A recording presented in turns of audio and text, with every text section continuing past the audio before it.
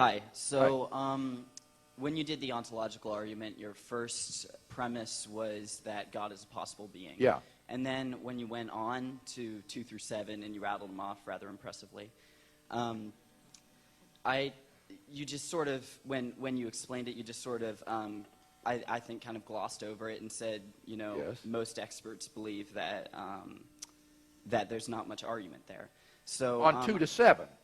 yeah, Premises 2 of to 2 7. through 7, Right. So I was wondering if you could explain 2 through 7 maybe a little more. You want to bring them back up? Just how that doesn't really have much of an argument against it. All right.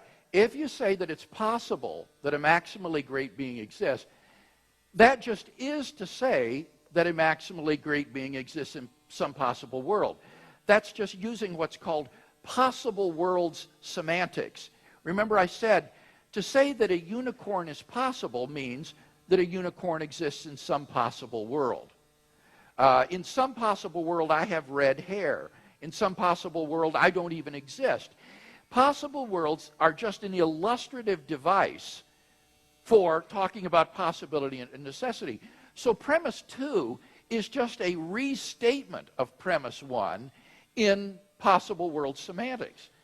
Now, the third premise, if a maximally great being exists in some possible world, it exists in every world, is true by definition, because that's what maximal greatness means. To be maximally great means to be omnipotent, omniscient, and morally perfect in every possible world. So he can't just exist in one. If he exists in one, he exists in all of them. Now, if a maximally great being exists in every world, it exists in the actual world.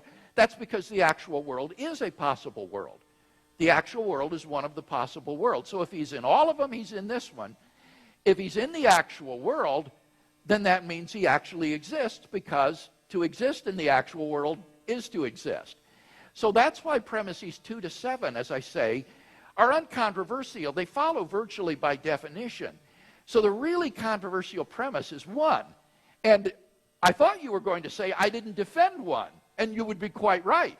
I didn't. I left it to you. I said, what do you think? Do you think it's possible God exists? If you're going to be an atheist, you've got to say not simply that God doesn't exist. You've got to say that the concept of God is logically incoherent, that it's impossible that God exists.